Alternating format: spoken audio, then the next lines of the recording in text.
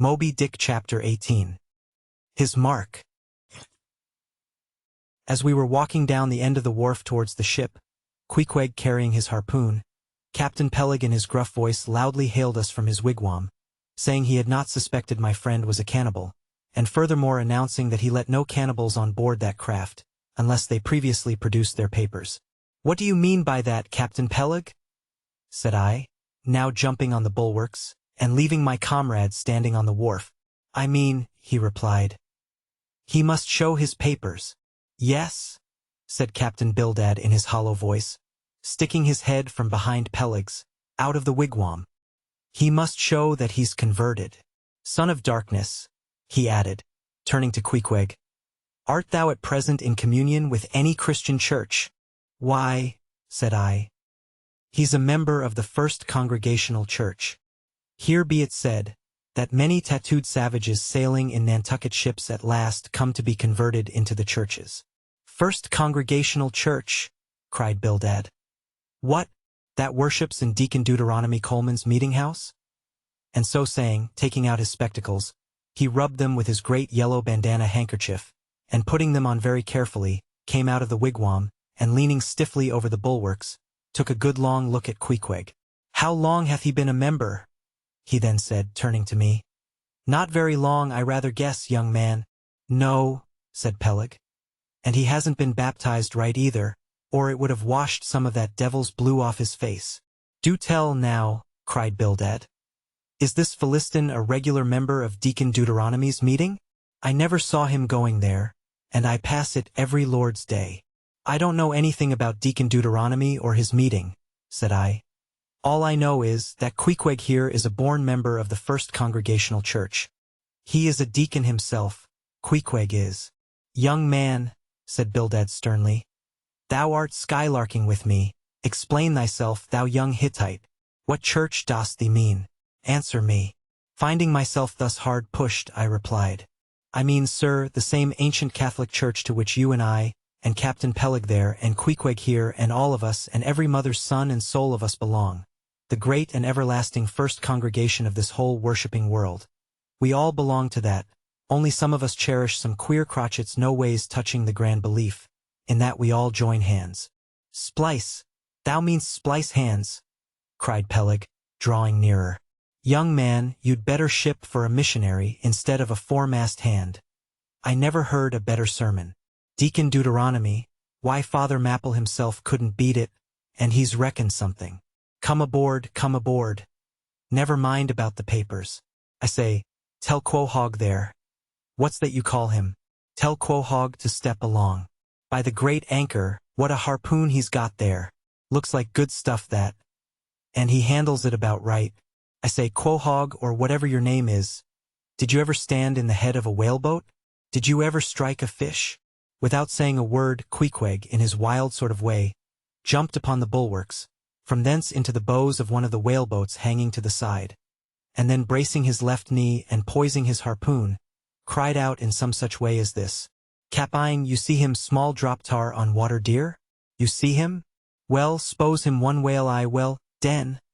And taking sharp aim at it, he darted the iron right over old Bildad's broad brim, clean across the ship's decks, and struck the glistening tar spot out of sight. "Now," said Queequeg, quietly hauling in the line, "s'pose him whale eye, why, dad whale dead."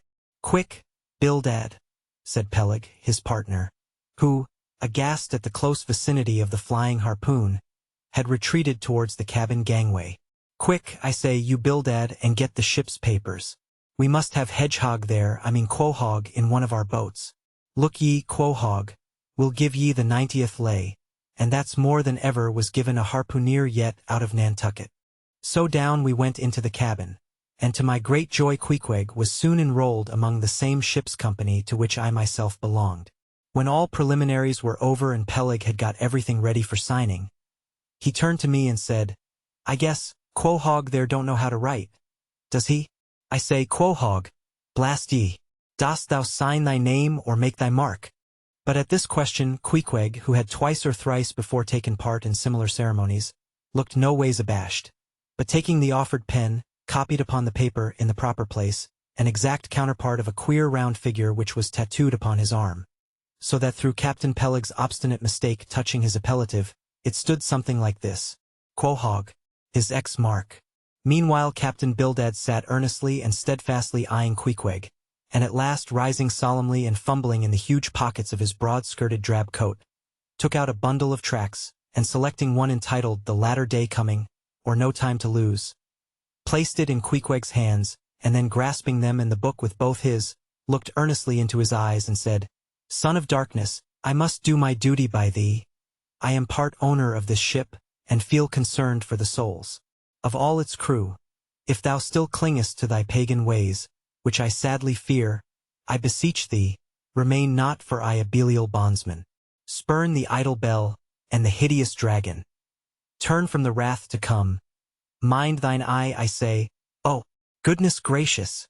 Steer clear of the fiery pit." Something of the salt sea yet lingered in old Bildad's language, heterogeneously mixed with scriptural and domestic phrases. Avast there, Bildad. Avast now spoiling our harpooneer, cried Peleg. Pious harpooneers never make good voyagers. It takes the shark out of him.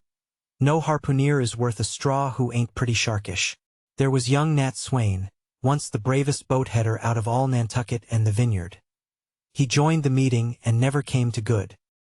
He got so frightened about his plaguey soul, that he shrinked and sheered away from whales, for fear of afterclaps, in case he got stove and went to Davy Jones. Peleg, said Bildad, lifting his eyes and hands, thou thyself as I myself, hast seen many a perilous time. Thou knowest, Peleg, what it is to have the fear of death. How, then, canst thou prate in this ungodly guise? Thou beliest thine own heart, Peleg. Tell me, when this same Pequod here had her 3 masts overboard in that typhoon on Japan, that same voyage when thou went mate with Captain Ahab, didst thou not think of death and the judgment then? Hear him now, cried Peleg, marching across the cabin, and thrusting his hands far down into his pockets. Hear him, all of ye. Think of that, when every moment we thought the ship would sink. Death and the judgment then? What?